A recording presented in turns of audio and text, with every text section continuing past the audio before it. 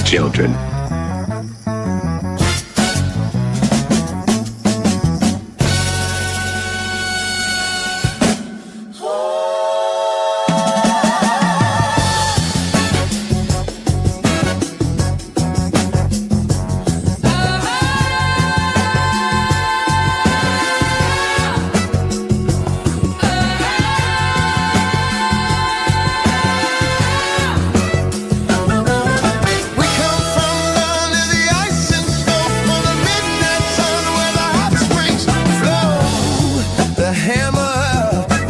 Respect your ambition, Willie, but you got to have vision. We'll drive our ships to new lands to fight the horde and sing and cry.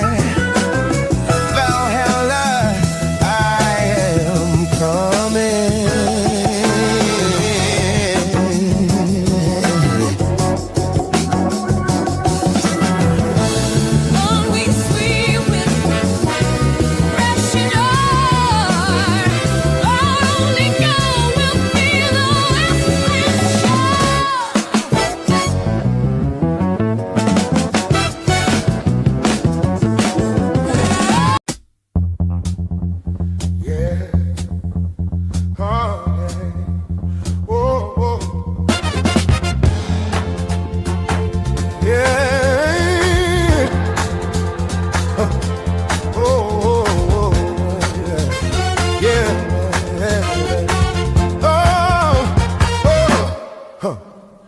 Dead I am the one exterminating sun, sipping through the tree, strangling the breeze.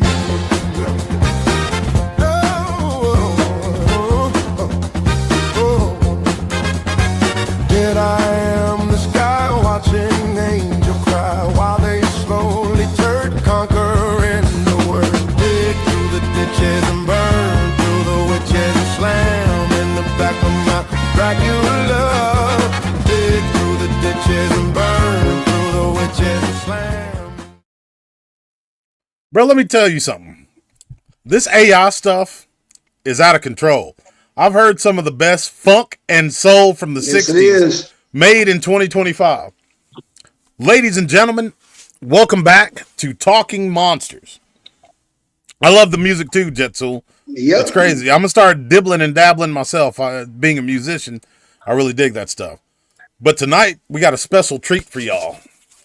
Introducing our co-host, my brother-in-arms, my best friend, the Red Pill Preacher, Dr. David Roach.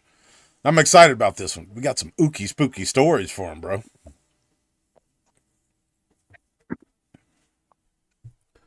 Uh-oh. Can you hear me? Our brother's got some lag. Can everybody hear me okay? See, these rank devils know we're going to be telling on them tonight. Well, I'll get it started off. Thank you, Jetsul23. Yeah, he's got some lag.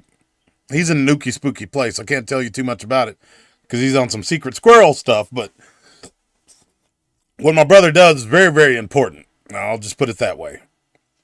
And he rubs shoulders with some pretty high up people. That's all I can say about that. He's back with us. Let's see. So Rolly R, Joe Baggy's with us. Like I said, Jetsul23, Joe Walling, Rolly R, Monique Agnew. We got the usual suspects. So I'll just start off with one of mine. Again, like I said, tonight we're going to tell you some spooky stories from our past. I want to show you something first just to get your feet wet. Many people know, not all, that I used to be what they call a Bigfoot investigator, field investigator. If you want to call paranormal, supernatural field investigator. Still kind of am. But this is the first creature that I had a visual on. It was back in 2014. My first experience going into Brown Springs in southern Oklahoma, my native homeland. The first experience I had was an audible experience. I was whistling as I was walking through the woods, and I heard something whistling and blowing its lips like at the same time, which is impossible, as you know.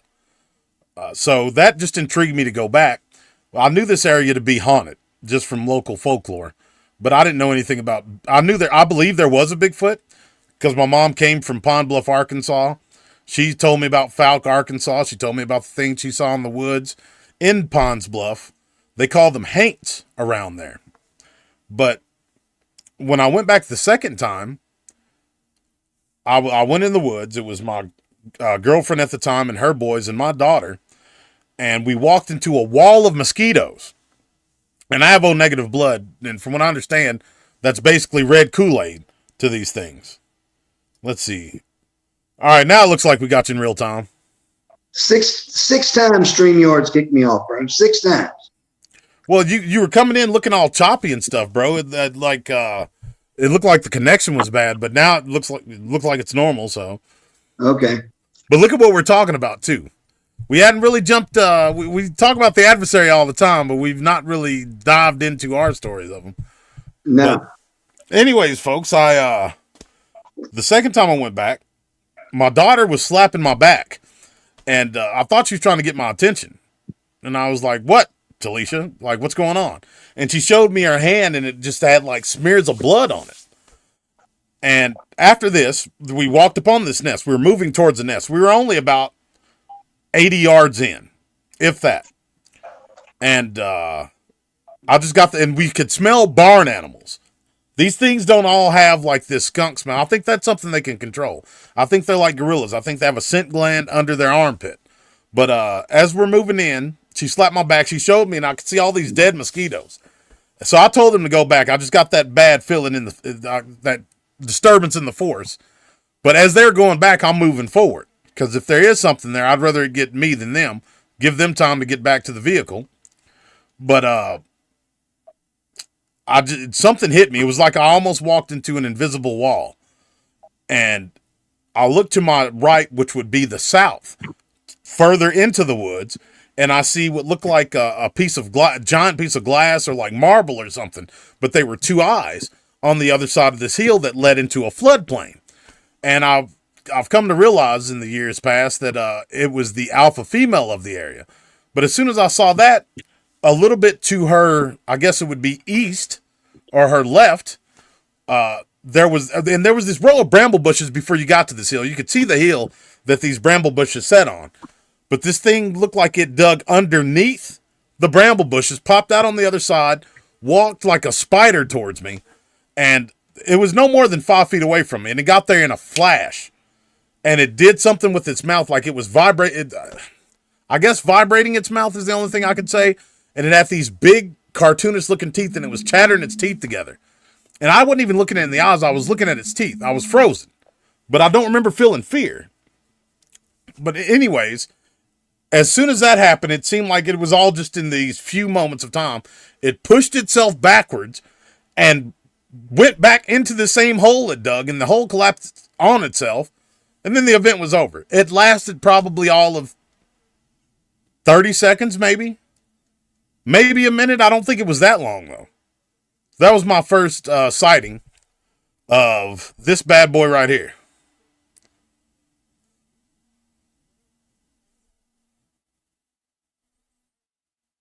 You see the eyes. You see something in its mouth. And this is just from when I pieced together. I believe this is that same creature I saw that I call the teenager. And yeah, that looks like it was filmed on an old VHS camera, but that was I won't say brand new. I got it from the pawn shop, but it was a digital camera. And that was just a wild experience. And that's what opened me up to the Bigfoot field. People like Coonbo heard that, and they understood what I was saying. Cause I thought and let me tell you something, folks. I started on Facebook. I didn't just open up a YouTube channel right away because I sincerely thought that I had lost my mind. I started looking at people like Howard Hughes. I was about to turn 33 years old, and I read around there is when like schizophrenia kicks in with a lot of people. And I was like, okay, well, I sent them away. I'm the only one that experienced this. I've gone mad. And I didn't film that experience. I went back and I don't think I've ever said this publicly, the film that I had was the initial film that I got was on VHS tape, because I figured there would be, if there was any kind of interference, it wouldn't interfere with the VHS tape. I don't know why I figured that, but I did. And I remember watching it on our big, like 80 something inch TV. And it was me, my ex-girlfriend, her three boys, and my daughter. And you could see, I was filming behind myself, and I'm pretty tall. I'm 6 feet tall. And I held this camera up as high as I could, pointing downwards behind me. And you can see this thing jump back and forth on the trail, crawling on its belly. And it was almost like it could sense when I would look back. And I remember it felt like I was being followed. But I never did see anything with the naked eye. Of course, a lot of that original footage has been lost to time and mean ex-girlfriends and stuff. Back with us, bro?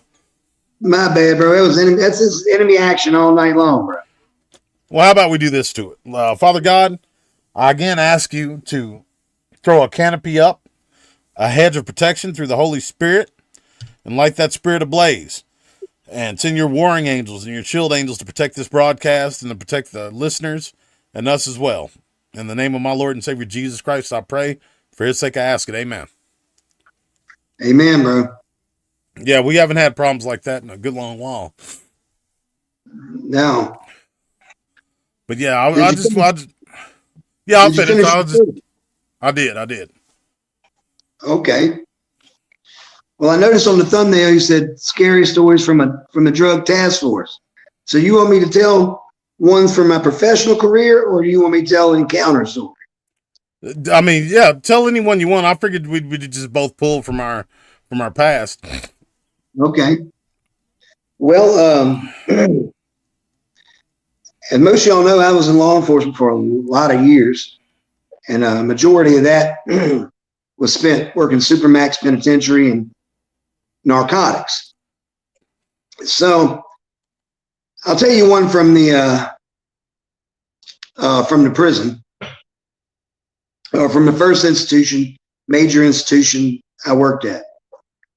I was still in training at the time, and I had just left to go home for the day. I was still in the training phase where I was working day shift under the institutional trainings officer, going through I believe I was going through phase 2. I was getting ready to go to the academy, and a prison riot broke out that day. Lord. Yes, I was already home. I come back into work the next day. The whole institution's on lockdown. Started in the chow hall over French fries, to be honest with you. Sounds about right. It sounds about right, yeah. Well, make a long story short, 33 people went to the hospital. 33? 33 people were taking those plastic prison trays, breaking them over their knees and stuff in the chow hall, and shanking the hell out of each other. Dang, bro. Over some French fries. So was it like a black on white type thing, or? No, it wasn't about that. At that time, we had 6 general population units, buildings 1 through 6. And building 3 was, at that time, the state was accepting federal inmates to serve their federal time. What? So yes, sir. Yes, sir. They were, the federal government was paying the state of Virginia, to house some of their federal inmates. And to break that down for you folks, like who haven't been in law enforcement or have been a criminal, the federal government, you keep federal inmates away from state inmates, because say a red pill preacher is selling a little bit of grass, but DDoS is Jack the Ripper. You don't want to put those two together because their crimes are so vastly different. And I mean, that's usually the way it happens. It unfortunately does happen that way, where they'll house federal, just like the unit that I was at in my little stint in Camp, Texas.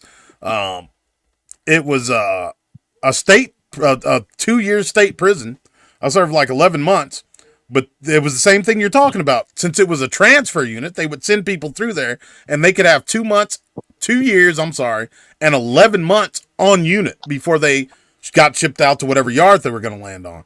And so I always thought that was crazy to be housing these federal inmates with, what's essentially minor offenders.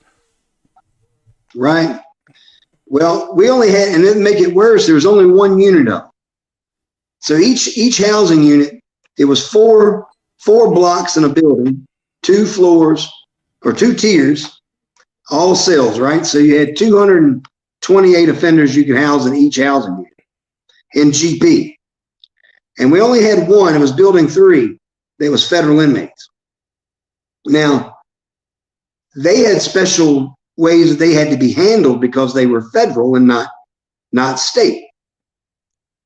So they had different food requirements, and this is what got it popped off. Well, see, that's cool. They kept them housed together where I was at. Like, at least they were in one building. That seems rational. The problem is they might have been housed in one building, but when we called chow in the morning, they would empty out. You couldn't just feed them separately because we had 1,147 people that you had to feed. So it didn't go from building to building? Like it didn't break down like building 1, building 2? But you didn't wait for each building to clear. So you would call, like you say building 1, send 2 wings up. Building 5, send 2 wings up. It was on a rotation. Yep, that's the way it goes. And you only got a few minutes to eat. And those bosses are folks. And again, we got a lot of brothers and sisters that's never been to prison, never been a prison guard. You got to eat. It ain't gonna sitting around having fun with your bunkie or whatever, your celly. You eat and you get up. You take your tray up and you get out of there because there's a entire line of people, constant line of people coming behind you. Right. So building 3 ends up getting a couple wings of their inmates in there with what we call Jurassic Park, building 6. Jurassic Park. Yeah, because they had separate meals, they got different things on the trays. Oh, that's trouble waiting to happen. God. Oh, yeah. So here come building 6. They're in there eating, and here come the feds in there, and they getting cheeseburgers and French fries. And, state boys getting mystery meat sandwich. You know what I mean? Yeah, right. Golly. And that's how it got popped off. Now, 6 was the last building? That was the last, building to be called, right? Oh, no, that's just who was in there when they had two sides of building 6 in there and 2 sides of building 3. They were across the yard from each other. Okay. So you didn't feed each building separately. At that point, we didn't. But that changed after this event. I just bet it did. Yeah, because we had to go on lock for 45 days, cell to cell, tossing everything, because people got hurt. People had to get flown out by Pegasus. So they were really shanking the hell out of each other. Oh, yeah. I mean, I've seen so much blood on the floor and in places, man. That's just one instance. I wasn't even there for it, but I had to deal for the aftermath. I mean, I could literally write a novel about all the crazy. They're not scary. Well, I mean, it was scary at the time. When you walking in the psych unit and you're staring in that little 4-inch window and you got googly eye Hannibal sitting there, eyes going back and forth, talking to you, like you at Weston Hills or Shady Grove from Halloween, you talking to Michael Myers. Just thinking about what they're going to do to you. Oh, yeah, because they beat one girl clean almost to death with a lock and a sock. Oh, jeez. Oh, yeah. Waited for her to do her rounds and came out behind her with a master lock and a sock and went to work on her head. God almighty. And the way the psych unit was set up, it was such a secure unit. You had Sally port doors that you had to come to, and you had to wait for them to open, go inside, and they closed. Then the next set would open. You go through, and they close behind you. Then you had the secure wing that you had to wait for them cell doors, that wing door to get popped. Then you had to go upstairs and wait for that door to get popped to get to them. So you had a Yeah, that's pretty process. secure. Yeah, you just couldn't run up in there, with the boom squad and snatch somebody because it took a while to get there. They did not want those folks getting loose, and it was No for a kidding. good reason. So were they So open very dorms? They weren't just like 2 or 4 man No, cells. they were. This was open dorm. So no, it was cells. But Oh, they it had a was day cells. room. It was 2 tiers and a horseshoe with an upper tier and a lower tier. Cells Okay. lining each thing.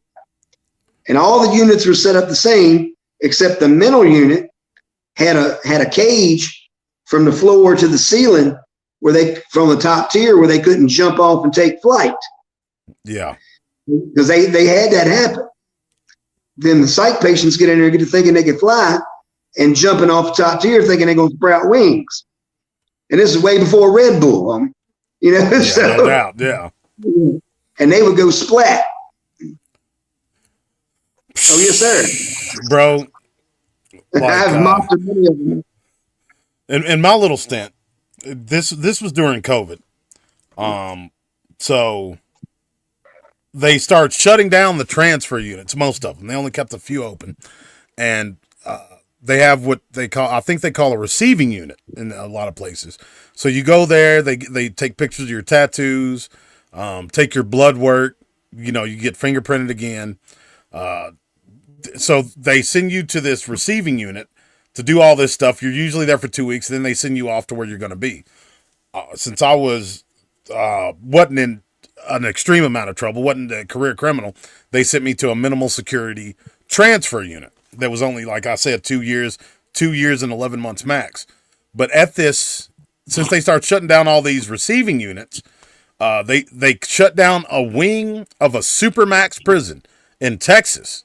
It's where the Aryan Circle started over in Eastern Texas. So, and it's the only time that I've ever been in a real prison. Now, I'll never forget going into the nurses unit where they did your blood work.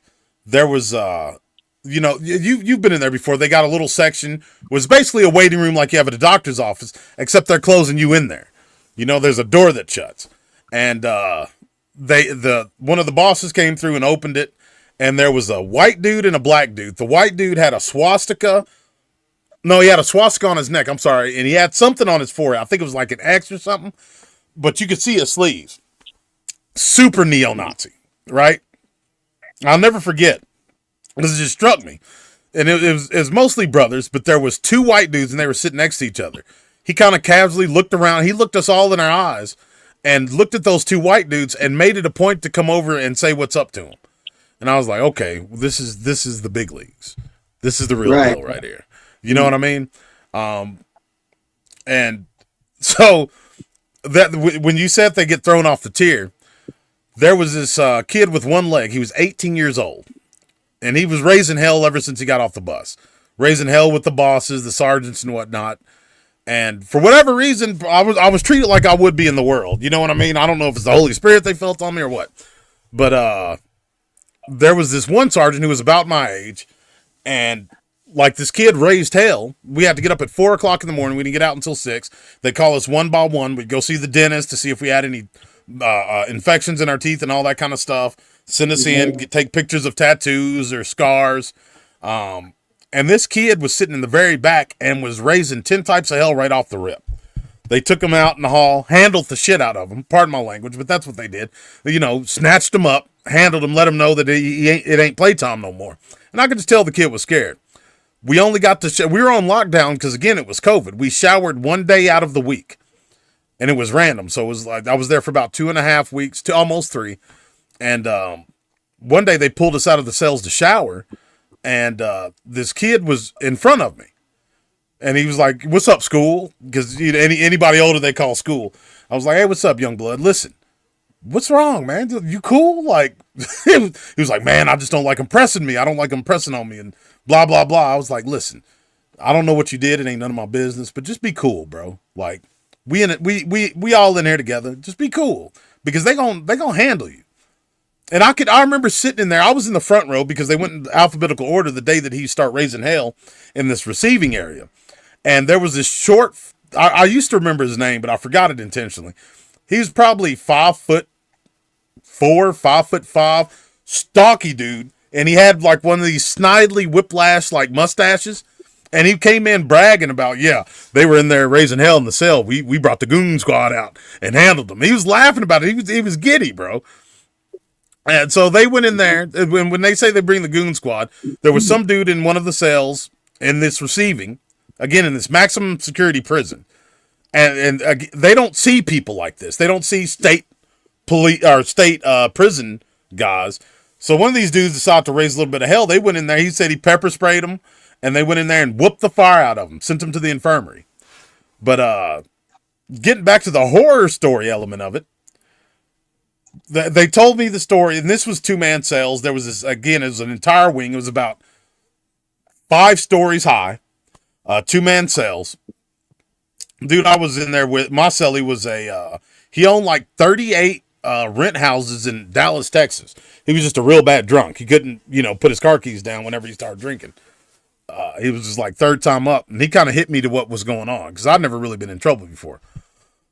So one of the guys came through there and was talking about a week before we got there, they had thrown a correction officer off the 4th, like they because everybody was popping their cells after lights out. It's one of the oldest prisons in Texas. And you can do something, I don't remember exactly what it is, but you can shove something in between the doors and just rock it back and forth and push whatever you're sticking in there into the locking mechanism and pop them open. And that's what they were doing. I mean, they have these girls from Africa. I don't want to say what country because they got a contract with them. I don't want to get sued. But they have these girls that come over from Africa because they would work 18-hour shifts. They've taken over the prison industry, basically. I don't know if it's like that anywhere else, but that's what it was in Texas. And they were talking about how they snatched. Say again? They were selling that kitty cat. Yes, sir, they were. Yeah. They were in their sorceries and their whoredoms, as the Bible would call it. But they said that there was this one dude who was trying to jam them up because there was this one African girl that was coming through there like, selling it like it was hotcakes. And they said they popped the locks one night and held it closed like it was really locked. And when they did the count, 2 of these old boys grabbed this dude. One grabbed him up top. The other one grabbed his legs so he couldn't move and flipped him over on the 4th tier. It was nothing by the grace of God. They said he did some sort of a Spider-Man move and grabbed the 3rd tier. And pulled himself up. They said he pulled his arm out of the socket, broke one of his arms, pulled one out of the socket, but he didn't fall 4 stories on the concrete, thank God. And I was like, okay, well, this sucks. I want to go home. You know what I mean? Like, Yeah. and they were in there smoking what they were calling, was it sage? What's the stuff that the cats were smoking on the inside? Spice. They were calling it spice. Spice, yeah. Yeah, and really what it was like oven cleaner. Anything that would get you a head change, they say, oh, well, this came in. Well, a lot of people would spray this chemical onto like a birthday card or something because it wasn't traceable. But most of the time it was like oven cleaner or whatever else. They'd smoke it. That same 18-year-old kid with one leg that felt like he had something to prove, the day that I got shipped off to my actual yard where I'll be spending my time, he had a stroke, bro. 18-year-old kid, healthy. Outside of him losing, I don't know how he lost his leg. I didn't ask him, but they said he had a massive stroke. They had to fly him out of there. So the lesson is, folks, be good, read your Bible, love one another, don't go to prison because it's not a good place to be. Well, since you're talking about the drugs, I'll tell you one from my days working dope. All right. So I was on the unit I was with was strictly, we were narcotics canine handlers. So it was a 11-man team, and we had the whole state, whole central region of Virginia. I would say the whole state, but whole central region. So it's a very large geographical area. And we were tasked with, we had 3 things we did. Fugitive recovery. We did warrant service with the state police and the local counties. And we did drug interdictions at the prisons and the jails and the schools. So we would set up and do DUI checkpoints, those type of things too. But our primary mission was just drugs. And we also I was on the search and rescue team. So I had a bloodhound for man tracking, and I had a drug dog at the time. Well, I'm setting up on a major institution.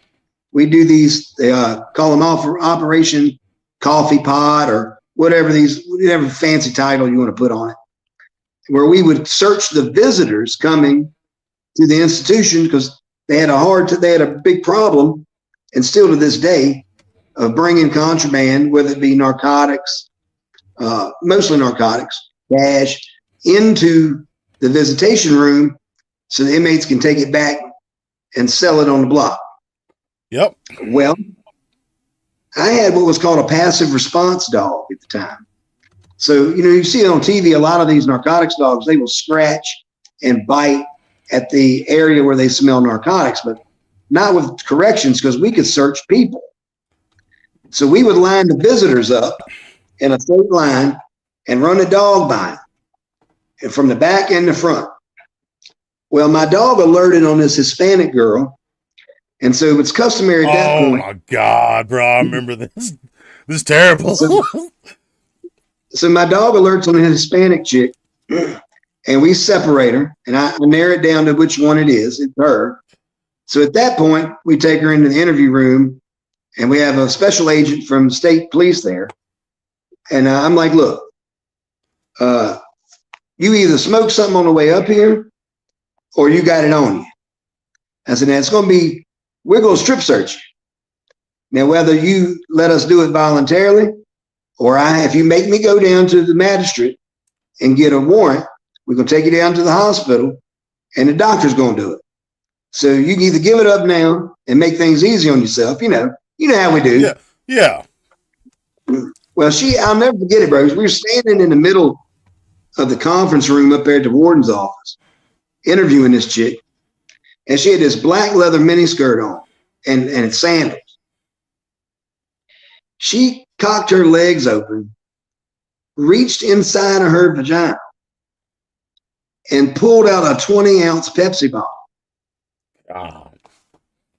full of crack cocaine. Filled to the top. And she filled to the top with the cap all screwed on. And she told us that she had rode from Baltimore, Maryland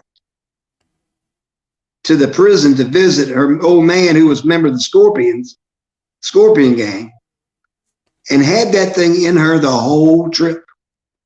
That's crazy. That's 20 ounces. That's 20 ounces of crack cocaine. That's a super felony. Oh yeah. She ended up going to major institution for females. Yeah, absolutely. I mean, because not only is the felony weight, it's a felony just to bring a crumb. Yeah, she's got multiple charges. Yeah. Oh yeah, we banged her over the head big time. But I was just so impressed because she took that 20-ounce Pepsi bottle out. I mean, you've seen a 20-ounce Pepsi bottle like you get at the gas station. That's gross. It was mind-blowing, bro. Mind-blowing. That's gross, bro. Yeah, that's pretty horrific. I don't know if I'm going to be able to top. I didn't know if I'm going to be able to top that one, man. Like, I didn't think you were going to bring out the big one. Let's see. That's not even the big one. No. So, okay. We're talking monsters. So, there was this dude in our hometown. I forget his name. He used to live in an alley right behind my house. And he was one of these guys that'll walk around just talking crazy, just talking madness to people, cussing at them, raising Cain. And this alley house, it was almost like a studio apartment. It had like one room, a kitchenette. Everything was in this one room, and then a bathroom off to the side, and the closet space filled in the gap from that. And I was probably like 10, 11 at the most. And his backyard was up against our fence. He had a fairly decent sized backyard for such a little house. And I remember seeing this dude around town, and my mom would try to like give him food and stuff because she did the Meals on Wheels for like old folks and stuff. and he'd like be raising hell and cussing her out. And I would think even as a little kid, like, man, if my dad heard the way this dude was like yelling at my mama, he wouldn't have to worry about eating another meal. He was just nuts. So one day, like, my mom told me to go get my dad. Because, they'd send out the kid, I guess, to spark some empathy in him. Because, my dad was an old paratrooper. He was harder than a coffin nail. Twice as tough as the wood it's driven into. And my mom's almost 6 feet tall. She was 5'11" and a half, big, strong Arkansas gal. And so I never really saw her panic. She was a boss. But she had some franticness in her voice. She was like, Dion, go out there and get your daddy out of that backyard. And I was like, okay, mama. I didn't know what was going on. So I go out there, and this dude's just like going bananas, like yelling and raising hell. And my dad's, looking to jump the fence, tell him to go in his house and shut up. And I was like, hey, daddy, mama told me to tell you to come get in the house. He's like, all right, but if I do, I'm calling the law. Old school black folks from the South. They weren't law callers. You know what I'm saying? No. So he called the law. This guy named Officer Qualls, Qualls. I forget his first name. When I was in wrestling, he would come to the YMCA and have every 45, every plate in the joint, bench pressing it like it was nothing. He was 400 pounds of muscle. So Officer Qualls comes on the scene. And at this point in time, my mom's involved in local politics. She's like, I don't know what you would call it, but her and a lot of her friends from church would have this like panel set up, and they would all be hooking phones into it around election time for the sheriff. And she would like be calling people, to help Sheriff Culley get elected. But and nevertheless, Officer Qualls comes up there, and I know him. I'm 11 at the time because that was Takedown Club. And so I walk with my dad because I'm nosy at the time too. That's why I took journalism. You know what I mean? So my dad walks through the front. He goes, I was like, this is gonna get spicy. This dude was raising hell with my dad, and the dude was tall. He was tall, skinny crackhead type, 6'4" probably. My dad was 5'9", but I mean, he wasn't worried about all that. So he walks with Officer Qualls. He's getting Qualls gassed up. I could see him like, you know what I mean, like, popping his shoulders and stuff. He's like, man, that man's always around here, bringing all that filth around the neighborhood, selling drugs and blah, blah, blah. He's like, okay, Mr. Doss, I'm going to take care of it. He knocks, and I don't know, thinking about it, I don't know why either one of them would allow me to be the fly on the wall for this. So Officer Qualls knocks on the door. Boom, boom, boom, boom, giant fist. He opens the door. He was like, hey, you're harassing this man. I suggest you stop. And the dude was like, F you, blah, blah, blah, blah, blah. And he pushes him. He pushes him, and Qualls barely moves back. He takes him he didn't have a shirt on. He takes him by the shoulders, throws him against the wall, like against the wall, horizontal, right? He hits the wall, falls on the couch. He picks up the edge of the couch, throws it up against the wall with him on it. Bro, and that's when my dad grabbed my shirt. I thought he was going to kill him. Like, when I say he picked up the couch, he scooped both of his big Popeye forearms under that couch when that dude landed on it and thrust it against the wall so fast you couldn't count to one.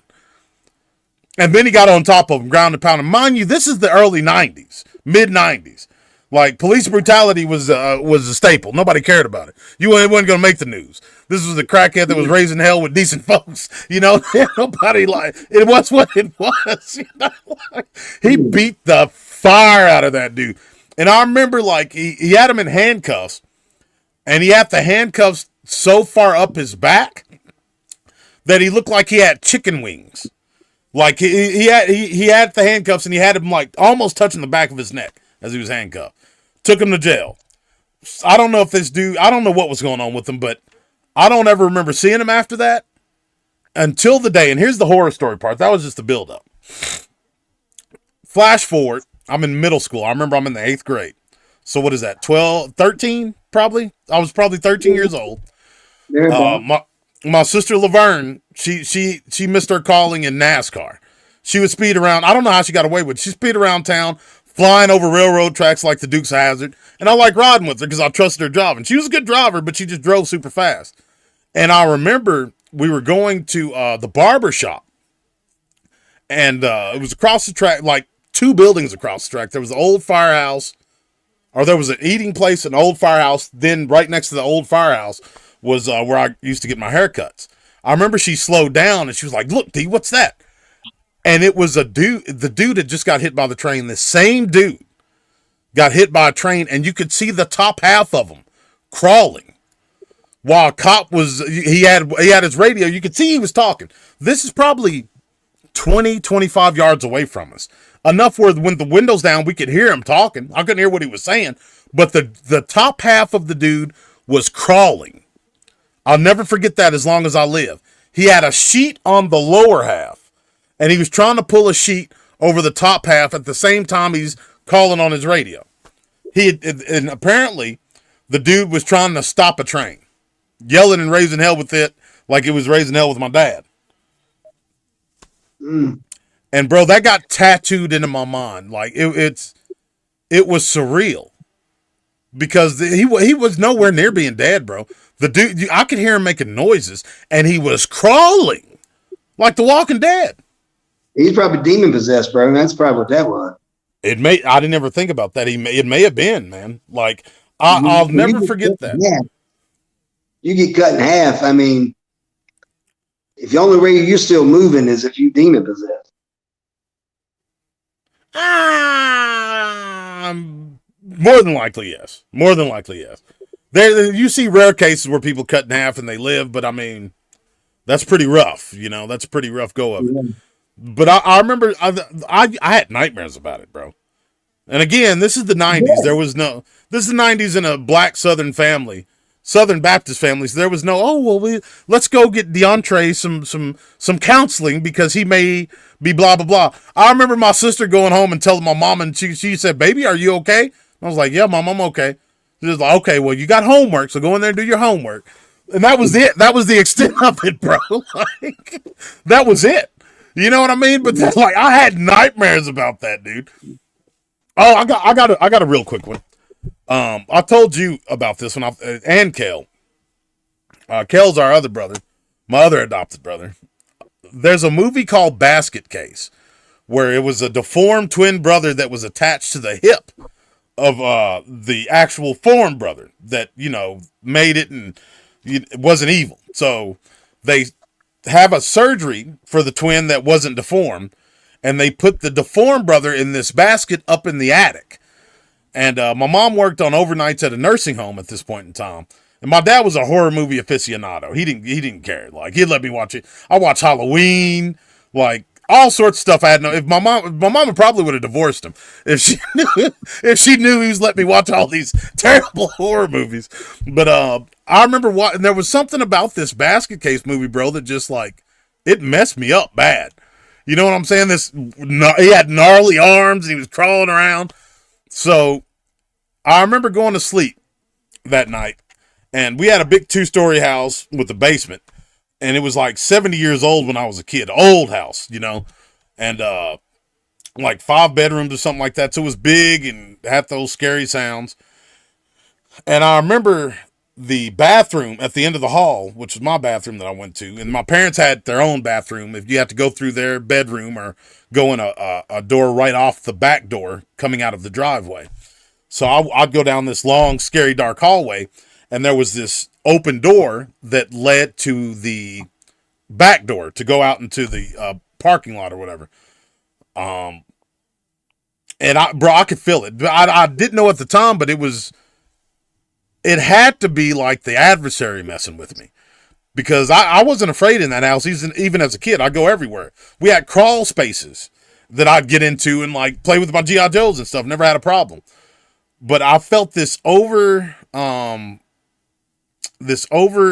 like whelming sense of dread. So, and I remember looking out of my bedroom and I was like, damn. And for whatever reason, the bathroom had like this ethereal glow coming out of it because the door wasn't all the way open.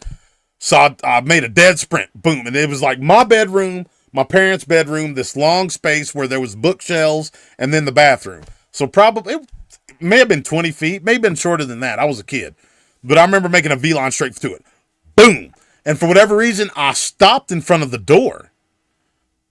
I don't know why I didn't just go all the way in, because I was there. And I remember looking to, like, cocking my head to look to the left. And there was a long, gnarly arm that reached out of the darkness, out of that back room where the back door was, and tried to grab me. And, bro, I went, and I don't know what I did. I think I may have, like, peed in something and threw it away so my parents didn't know. I know I didn't go to the bathroom. Because there was this was physical, bro. Like, You sound like the Shadow Man. probably it was, whatever it was, man, it was thinner. It was like if an arm had nothing but skin and bone, no muscle. And the fingers were abnormally long. And I remember it looked like it was sneaking out and it tried to grab me. And I did a road runner. You had that Nephilim hand tried to grab you too. That was crazy. When I was older, yeah. When I was probably 32 years old then. Mm-hmm. They've been on my John Brown hind parts for a long time, brother. Yeah. I'm afraid that everybody's got some of that. You know, as I look back, I got so many law enforcement stories I could tell you all night. But I'll do a monster one since we haven't touched on that yet. I started seeing stuff like that, having encounters like this long before me and Dr. Manhattan even met, long before I got into ministry. I can think back that my first encounter was a Bigfoot encounter. It was up here. It was right there in Greene County, Virginia, on the Appalachian Trail with my dad. I was 11. And one of them crossed the road. One of them crossed the trail in front of me on all fours and ran through some mountain laurel. That was the first time at 11. You speed up to, I guess it was 1997. It's 97, 98. I was stationed in 29 Palms, California in the Mojave Desert, the largest training area in the military. It's like 2,800 square miles, some craziness like that. It's the biggest training facility for tanks and artillery that the military had. And I was stationed in the Marine Corps there, out on training exercise. We called it CAX, Combined Arms Exercise, and had my first UFO encounter in the desert. If you've ever been in the desert at night, I know you have, living in Oklahoma, or at least big flat expanses of land. That at nighttime, bro, you can see the sky just looks like a big black map. You know what I mean? Yep. So I'm laying on the back of an M1 Abrams tank, looking up at the sky, and the quintessential silver disc UFO, I mean, probably 100 feet over top of my head. I woke up my gunner. Yeah, woke my gunner up. It had orange lights on the bottom of them. They were spinning like this. Just like you would be watching like a pinball machine or something. That's wild. First UFO encounter. Then go up to my second Bigfoot encounter. Madison County. Not 6 miles, 5 miles from where I live right now. Sitting down on the front porch drinking coffee, 5 o'clock, 6 o'clock in the morning. It was fall. It was probably in the middle of October, about this time right now. Leaves had churned. It was one of them years where fall was real cold, real quick. You know what I mean? Yeah. Leaves and stuff was falling.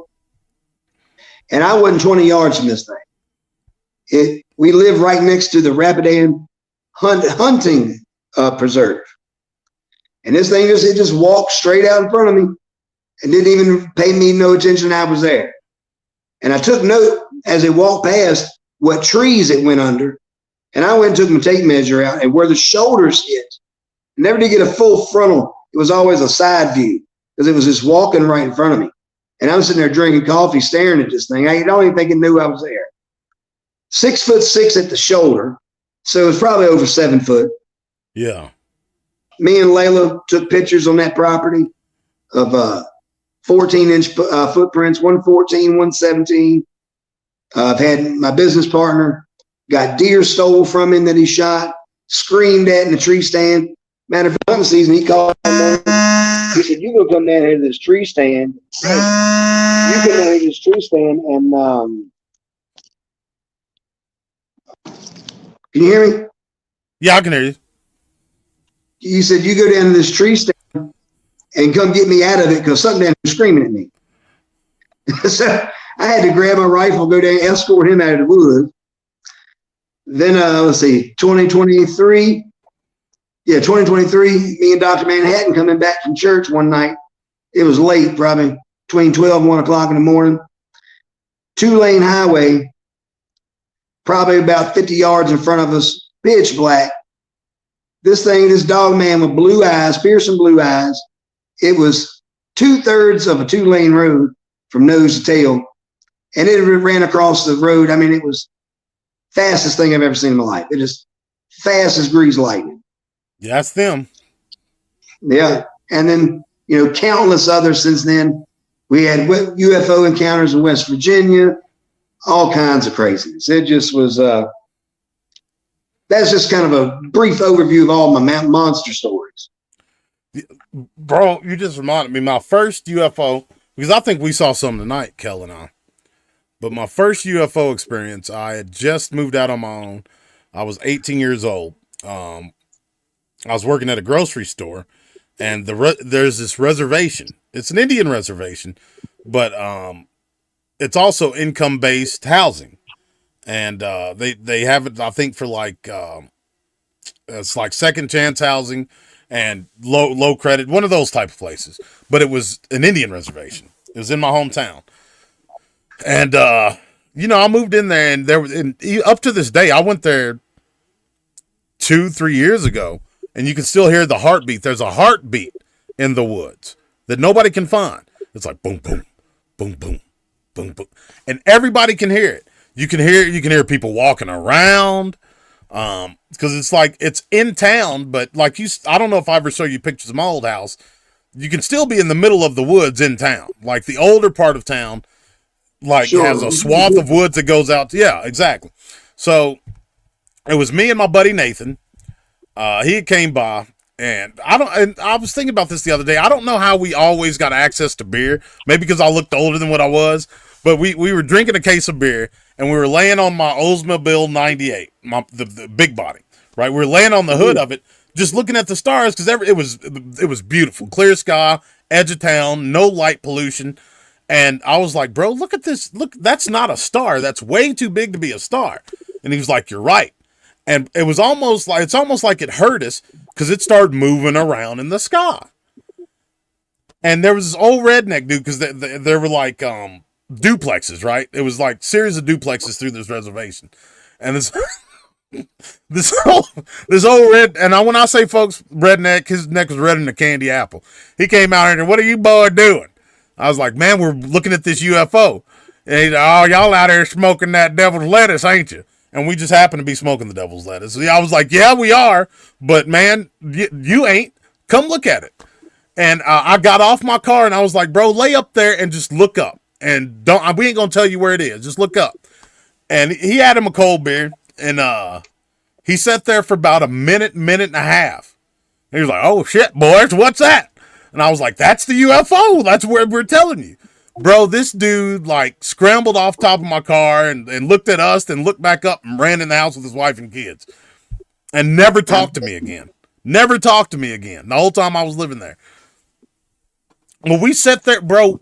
Nathan and I laid on the hood of that car and watched that thing for probably 3 hours. Just doing pirouettes in the sky, just moving around. It was like a ball of light, and the light around it would change colors every now and then. It was weird. Mm-hmm. That was the first ever UFO I saw. And you would think it was a star, but it was way bigger and way brighter than a star. And Al, you just made me jog my memories, and I forgot one. One of the things I saw that, and I don't know, you probably have, or maybe you haven't. You're living in Oklahoma, you might have. I saw a Thunderbird one time. Really? Oh, yes, sir. And I was thinking about it before the show started, and you just brought it back to my remembrance. It was in another county close to us, one that's adjacent to where we're at now. I can take you to the spot in the road where it happened. And I don't know I was just sitting outside. I can't remember what I was doing, but I just happened to look up, and there was just no sound. But this bird, and it was a bird, had feathers. I seen the feathers. It was probably 100 feet off the ground, 150 feet off the ground, something like that. About like a low-flying helicopter. Yeah. No sound. but this thing was the size of a Piper Cub Cadet plane. What? It was huge. Yes, sir. And it looked like a big red-tailed hawk to me, except it had like a plume on the back of its head and had feathers. And you can see the talons and stuff on it. But I'm talking talons like If it's like that you play- big, yeah. Yeah, extra large game, a claw game. You know what I Yeah, mean? no doubt. This thing was humongous. And I watched it flying back toward the Blue Ridge Mountains, shore shooting.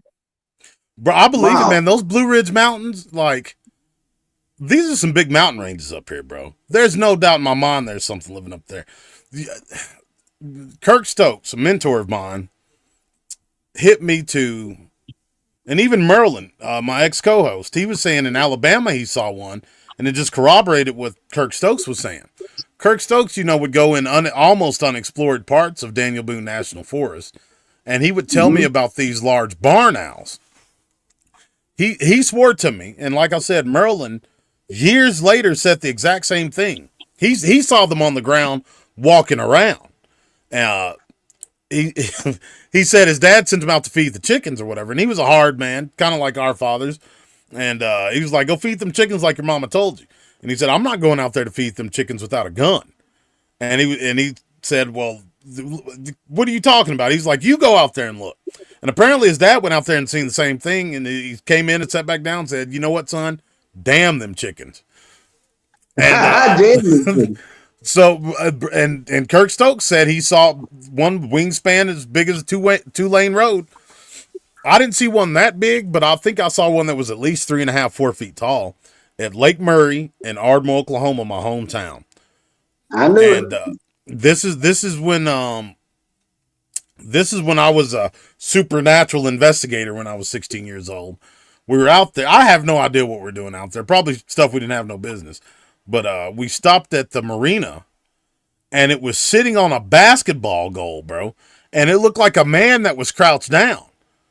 And I remember when it took off, like all of us said the same expletive at the same time, and we just never Yes. really talked about it, But he said, and it makes sense. Kurt told me that these barn owls will get out there, and it's just like any natural predator, given enough time and space, devoid of any other top tier predators, will grow exponentially.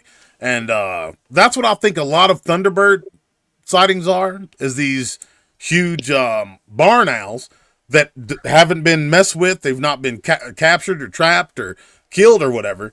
And they just grow massive because they're in places that people don't go and mess with them. Maybe that's my theory. I'm not saying that's what you saw. It sounds like you saw an actual Thunderbird. But Yeah, this thing was being a plane, though. yeah. I've seen a couple plane crashes, like firsthand, and this was like the size of like a single prop, like Cessna or a Viper. like crop duster or something like that. Yeah, it was about that size. That's This thing was that's huge. a monster. That's a monster. It doesn't surprise me though, man. Like think about how high the mountains are here. And you told me today how they're shorter than the Rockies, but bro, there's some tall mountain ranges around here that I've seen. Like there's no way that people are wandering up on the tip of them all the time.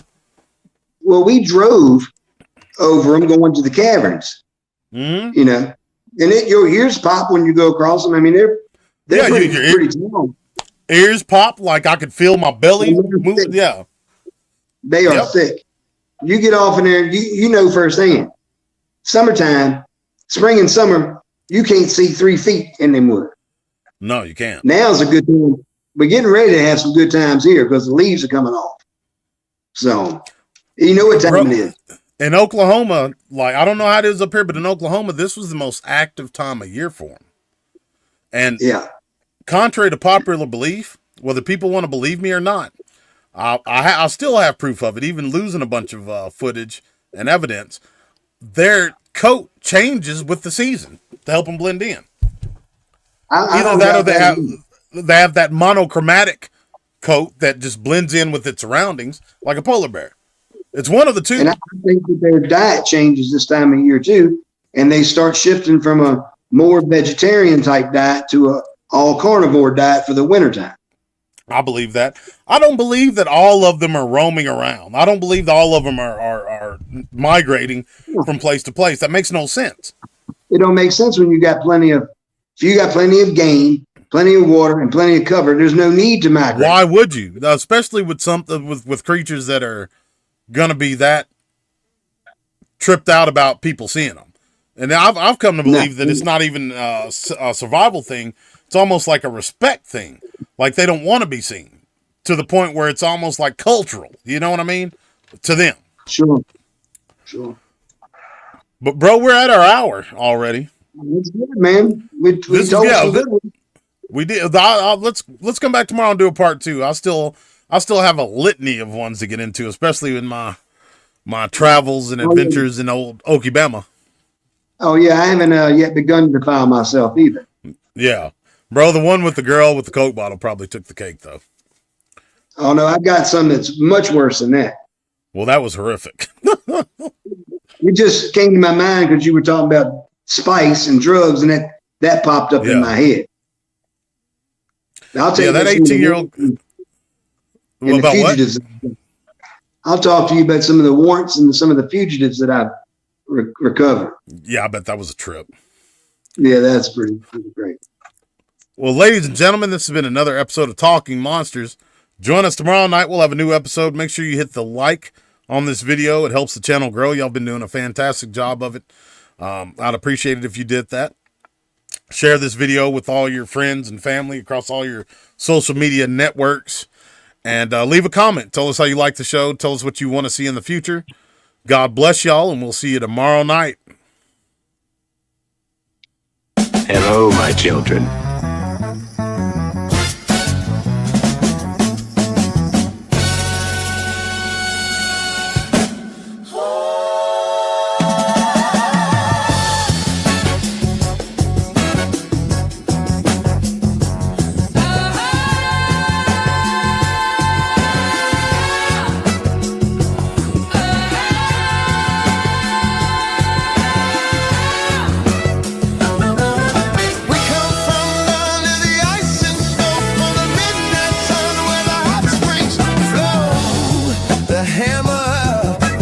Respect your ambition, Willie, but you got to have vision. We'll drive our